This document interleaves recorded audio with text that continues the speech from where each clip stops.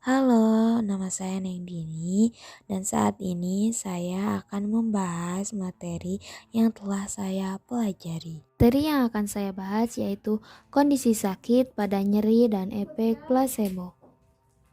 Apa itu nyeri? International Association for the Study of Pain mendefinisikan nyeri sebagai sebuah pengalaman sensori dan emosional yang tidak menyenangkan berhubungan dengan adanya potensi cedera. Karena menyangkut faktor emosional, nyeri seringkali bersifat individual dan subjektif, tergantung pengalaman masing-masing orang. Nyeri sendiri bukanlah sebuah diagnosis penyakit, melainkan pertanda ataupun alarm akan adanya sesuatu dalam tubuh.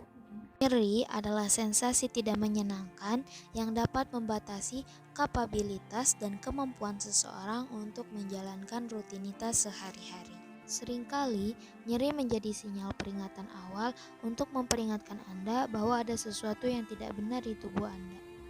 Karena jika kita tidak dapat merasakan nyeri, kita tidak akan dapat menghindari cedera berulang atau kerusakan permanen pada tubuh kita. Nyeri berkembang sebagai mekanisme pertahanan yang memperingatkan kita pada cedera, selanjutnya memungkinkan kita untuk melindungi tubuh. Nyeri dikontrol oleh sistem syaraf yang sangat kompleks. Nah, nyeri ini terjadi pada saat rangsangan eksternal. Contohnya, pada saat menyentuh panci panas, memicu sel syaraf reseptor untuk mengirim pesan melalui sumsum tulang belakang ke otak. Nah, reseptor ini dapat merasakan panas, dingin, cahaya, sentuhan, tekanan maupun nyeri. Nah, nyeri dapat menyebabkan gejala fisik lainnya seperti mual, pusing, dan juga lemah. Adapun jenis-jenis nyeri sebagai berikut. 1. Berdasarkan waktu.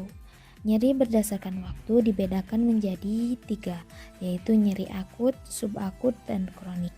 Nyeri akut biasanya terjadi selama kurang lebih dari 2 minggu.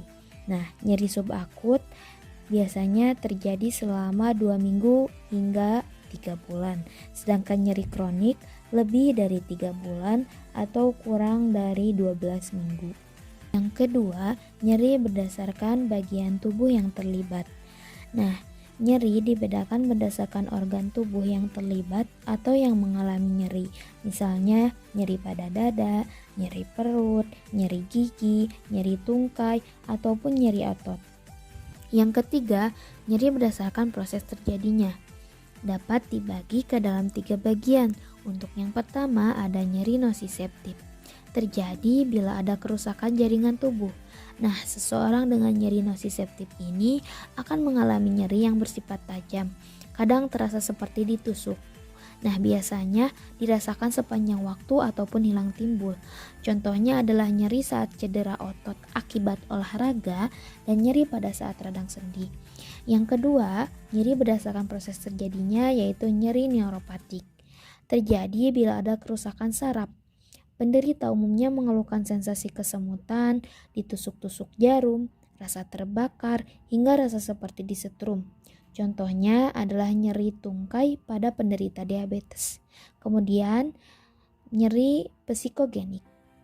Nyeri psikogenik ini disebabkan karena kondisi psikologis pasien dan menyebabkan kecemasan, stres, sampai dengan depresi.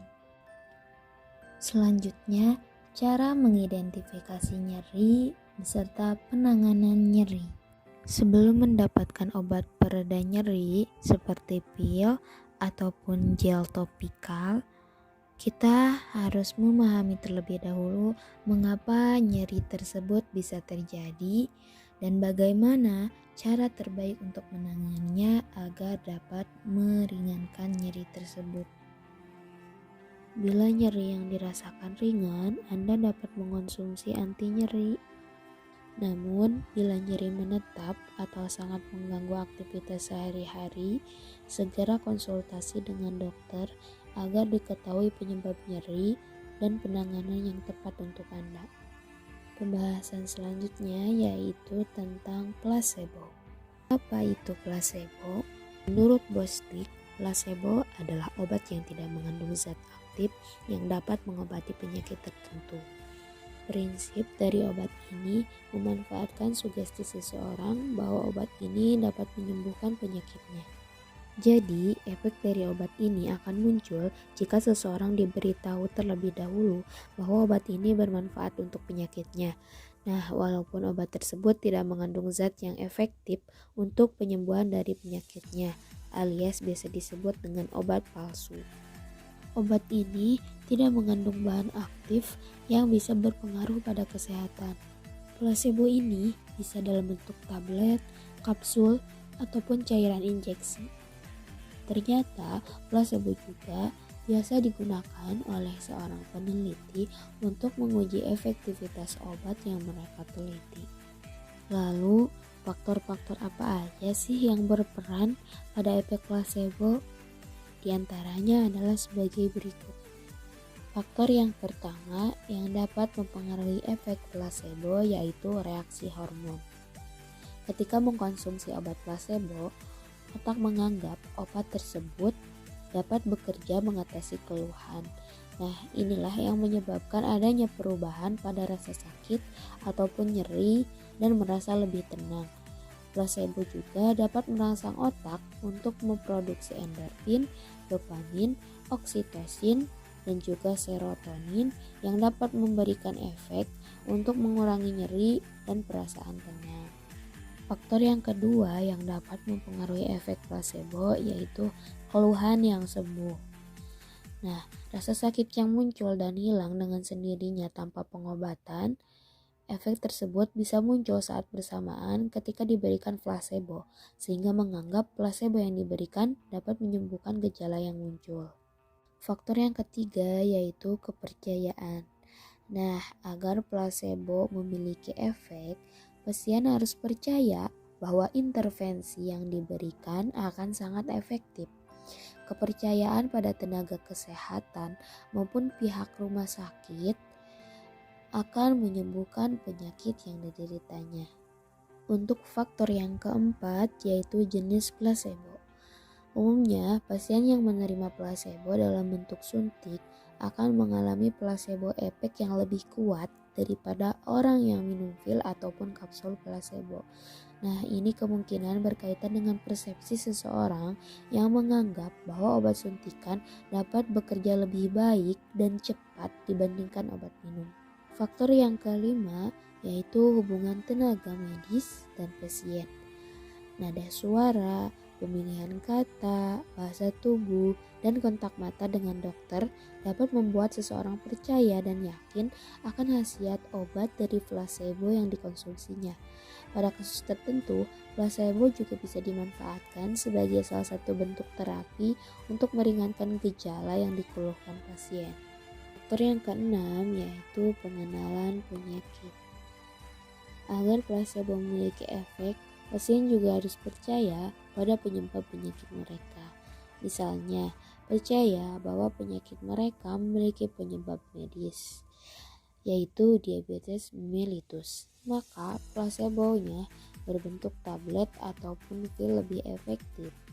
Akan tetapi, jika percaya bahwa penyakit mereka disebabkan karena gaya hidup, maka placebo dalam bentuk tablet ataupun pil mungkin tidak akan efektif. Faktor yang ketujuh yaitu perilaku yang berhubungan dengan kesehatan. Jika pasien sudah percaya dan sadar akan kesehatan, maka akan lebih mungkin bagi mereka untuk mengubah perilaku yang berhubungan dengan kesehatan, seperti tidak merokok, tidak minum alkohol, ataupun berolahraga, termasuk dengan meminum obat yang dipercaya juga sebagai salah satu perilaku yang berhubungan dengan kesehatan. Faktor yang terakhir yaitu kontrol stres. Placebo juga memiliki keterlibatan dengan respons stres, baik secara langsung, yaitu melalui perubahan fisik, ataupun tidak langsung, yaitu melalui perubahan psikologis. Placebo dapat berfungsi dengan mengurangi stres karena penyakit yang dirasakan, dengan cara percaya bahwa mereka memiliki kontrol atas penyakit mereka. Terima kasih sudah menonton. Sampai ketemu di diskusi pertemuan selanjutnya.